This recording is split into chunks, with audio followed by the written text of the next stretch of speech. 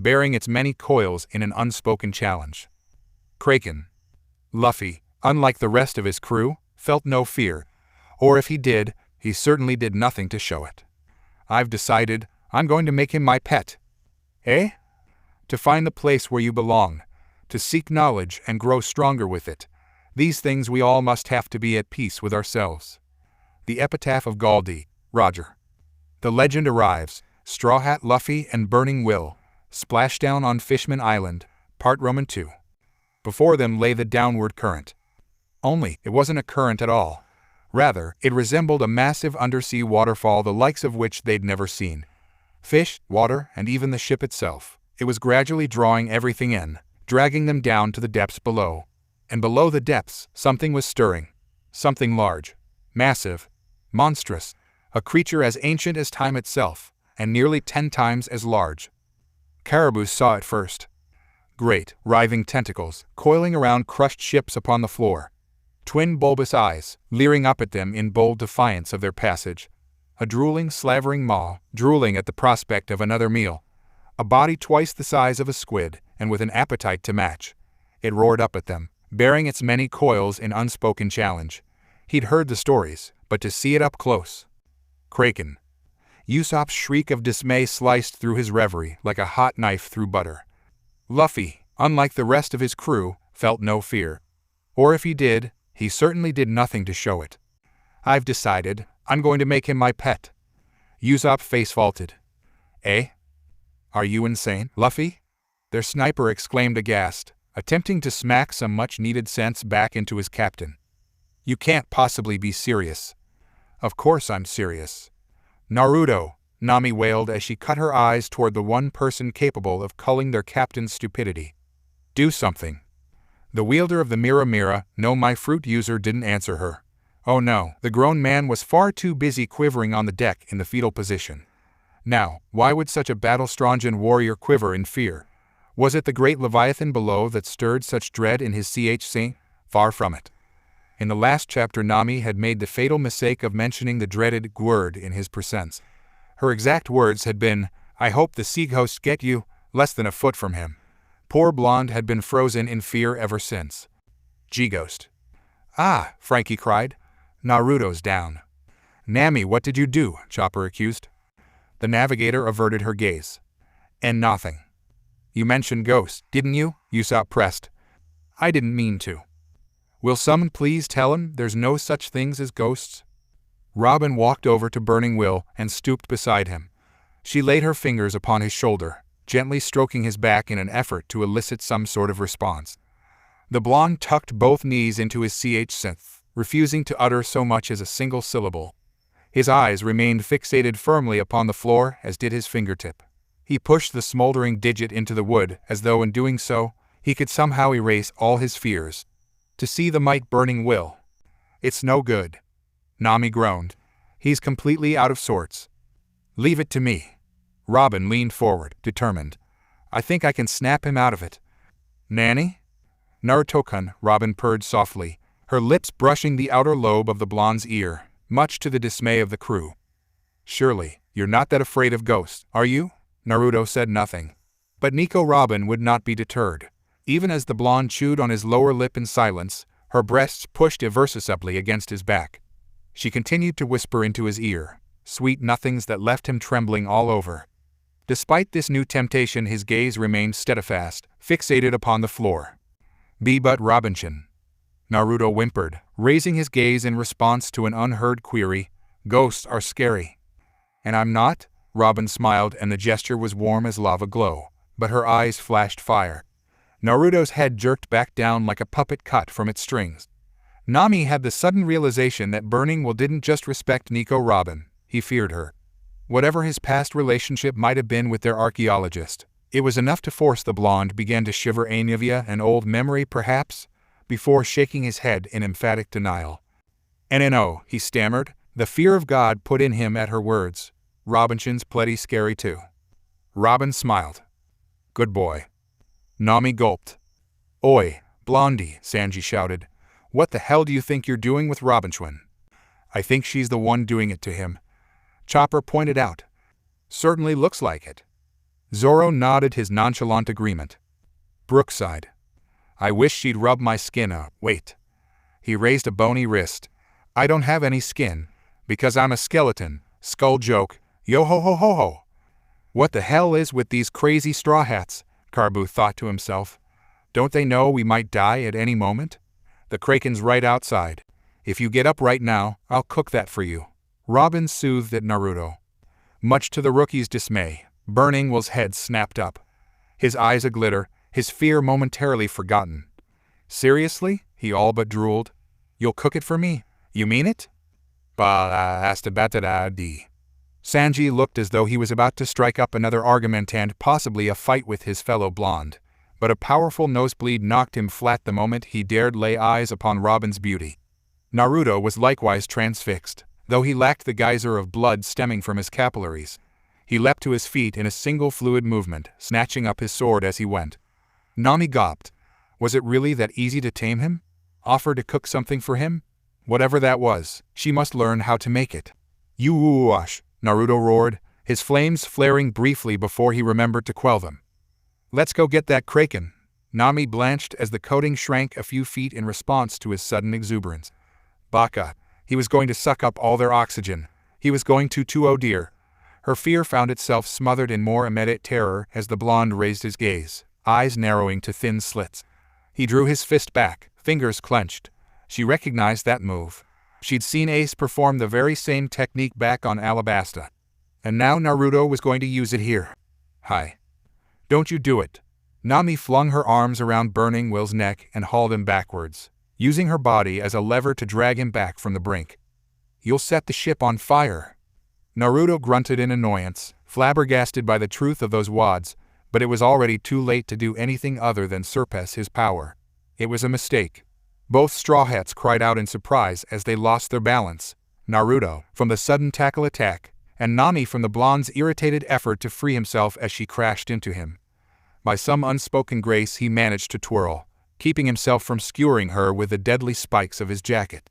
The navigator found herself sorely regretting the move, as his valiant attempt to save her life ended in catastrophe. Nami's nearly bare back graced the grassy deck of the Thousand Sunny, but that was all Nami knew before their bodies collided. Warm. Why was his body so warm? Stupid question, she reprimanded herself. He's eaten the Mera Mera no mai. Of course he'd be warm. Her self-reproach faded into oblivion as she realized the awkward position into which they'd fallen. Naruto's arms were planted on either side of her, bent at the elbows in a desperate, last-ditch effort to forestall the inevitable. It wasn't enough. Although his arms were wedged, in an almost enviable attempt to prevent it, his whiskered face remained buried firmly between the valley of her beacon and her breasts. Sanji, having only just recovered from his first nosebleed, promptly found himself laid out by a second. His body couldn't handle it. The arrival was too high, much too high. His last thought, before passing from sheer blood loss and into unconsciousness, was thus. It's not fair, Kami-sama. Why does he get all the girls? Naruto's thoughts were more along the lines of, oh dear lord, I hope Robinshin hasn't mastered her haki yet, because she is going to kill me for this. Beneath her pale skin, the slow flush of Nami's face was like a burning forest fire, spreading to every inch of her body, much like her flame-colored hair. Naruto raised his head to risk a glance at her, his witty gaze mirroring her own horror and disbelief. The silence was deafening. One could hear a pin drop, if they were so inclined. A squeal of disbelief shattered it like so much glass. You pervert. Now, wait just a second, Namekin. Naruto struggled to force himself upward amidst the swaying and rocking of the deck. I can explain. An uppercut ushered his face upward, and his lips found hers. If Nami had been crimson before, then now she was positively pink. Nami wanted to die. She wanted to curl up and into corner and pretend today never happened. First he embarrasses her, then he sticks his face in her bubs, then he steals her first kiss. All as if it were nothing to him. Naruto jerked back as if he'd been burned.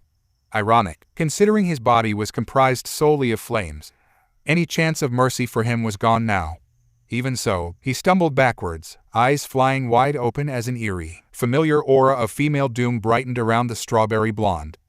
Oh dear. He stole a glance back to Robin, but found no mercy in her eyes, either. Robin, he pleaded. A little help here? The archaeologist smiled, and her blue eyes were more akin to winter ice than the afternoon skies he'd come to adore during their time together in Alabasta. Sorry, Naruto. She raised her hands and abruptly, the blonde found himself bound. You must be punished. May you rest in peace. Usopp removed his hat and laid it upon his chc. Traitor, Naruto roared as the strawberry blonde stalked closer. Bone voyage. Damn it, Brook, that's not funny. He swallowed nervously. Ahaha Namison. Any last words? He had a sudden epitome as Nami raised her hand. Wait a second, can she use haki? Ikai. Naruto found his worst fears realized as a righteous open palm slap sent him careening into and through the coating like an arrow launched from a taut bow. Bubbles billowed from his mouth, leaving him stranded in the deep without oxygen, as the Kraken looked on in disbelief. It had been about to cruise this ship like all the others, but one of the humans had gone out to greet it instead. Was it insane? And why did its flesh suddenly feel so insufferably warm? It had long since been accustomed to the cold of the deep-sea depths, but to feel such warmth was strangely hot. It was burning. Burning. It turned to regard the tentacle with a bulbous eye, alarmed to find black flames spreading across the limb. Fire, hot, pain. Shrieking its fury, the Kraken retreated, trying and failing to quench the unquenchable flames of the Amaterasu as they slowly scorched its tentacles. Man overboard, Usopp bellowed. Luffy, quick, reel him in before the Kraken comes back and eats him. Roger. Mere moments later, the blonde found himself returned to life and land, gasping and hacking as he expelled a lungful of seawater. He clutched as his eyes, now bloodied and battered by the usage of his penultimate technique, waving off assistance as he struggled to stand. Nami instantly felt a pang of guilt as she watched him struggle.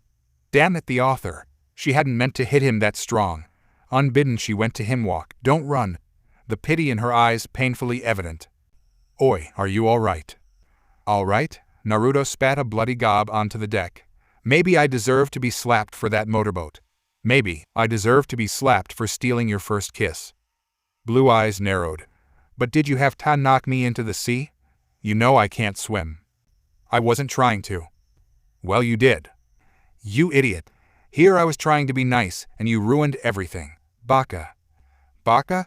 How am I the baka? You almost killed me, if it wasn't for Abruptly, Naruto's eyes rolled back in his head, the words dying on his lips. He grunted in surprise as consciousness left him, leaving him toppled, falling forward in a heap. Nami uttered a small yip as he fell into her arms like so much deadweight. Heavy. She was about to cuss him out again, when she heard the Kraken's renewed screams of agony, just outside the coating. Right. He'd used the black flames again, that deadly fire that burned even beneath the water, the flames that fanned his own pain, and he'd used them to keep the thousand Soneto keep her safe from harm, even after all she'd done to him.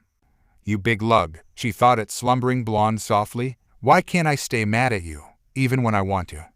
Ah, Frankie guffawed. He passed out again. The reactions of the crew were rather mixed in that aspect. Not again. Hit. Oi oi oi. Naruto. At least he got rid of the Kraken. Well, don't look now, but here it comes. Scarce had swordsman spoke, then a massive orange blur swelled before the ship. The Kraken had returned, and it was not happy. 3 of its tentacles lay withered and blackened by burning will's flames. Flames that died the moment their master lost the will to sustain the dread power behind them. Roaring its fury, it brought those same scarred tentacle crashing down upon the ship. Rather, it would have, were it not for the genius shipwright of the Straw Hats. Chicken voyage, Frankie hauled on a lever, the act of which sent the Sunny swimming backwards, fleeing from the grasping tentacles. Suction's cup strove to strip the ship of its mast, seeking to break the galleon in two even as it beat a hasty retreat. The thousand Sunny shuddered at the sudden motion, nearly sending them sailing from their feet. We need to do something, Nami yelped as a glancing blow struck the ship.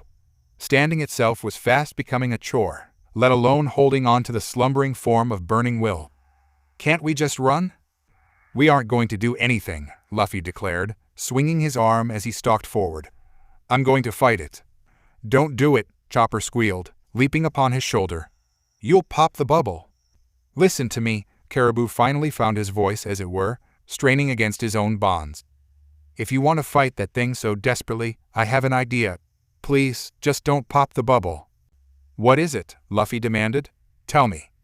Within minutes, they'd learned the secret of flutter kick coating, instant diving suits that allowed them to fight as they pleased, outside the ship.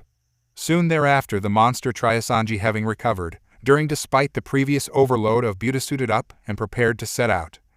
"As long as that's on you, you see a fight in the ocean as much as you want." Caribou breathed, visibly relieved to realize he wasn't going to die just yet. "What you do that for, outsider?" Usopp hollered. "We need to be running away. Now we have to fight, don't we?" "I've been saying we should run, but that captain of yours doesn't listen, does he?" Caribou hissed back. "Would you rather have him go rampant while on the ship still?" "All right." Usopp raised a hand to send them off. "Go as far as you can from the ship. If you're going to fight him, at least get away from the ship." Nami seconded, grimacing as Burning Will began to drool on the coat of her shoulder. "And will someone please do something to wake this guy up?" When none could succeed, even Nico Robin met with little success. Frankie winced at her attempt to revive the blonde. The dreaded double clutch. He'd suffered once at the handspun intended off Fate once before, and he was certain not even the mighty rookie could stand up to such a sterilizing technique. Imagine his surprise when the blonde didn't so much as twitch in his slumber. Impossible, unheard. The boy must have S of steel. No, solid gold. He truly was super. "Oi, Robin, he isn't waking up," Luffy pointed out, fiddling with the rope at his waist. "Arg, this thing's gonna be in the way."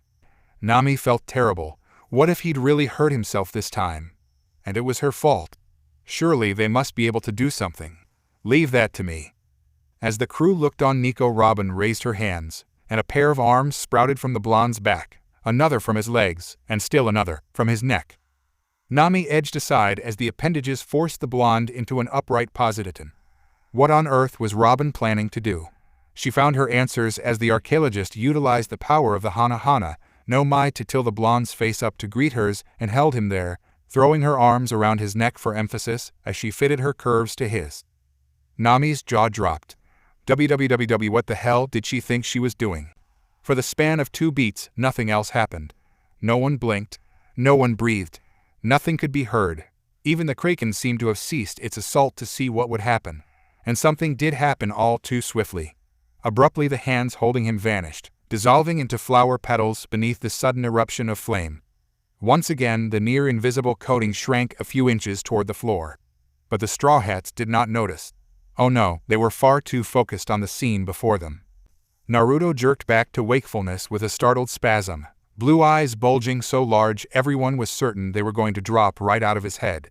They fluttered open, shut, open again, with all the rapidity of the hummingbird's wingspan, so much like the crest emblazoned upon his right arm.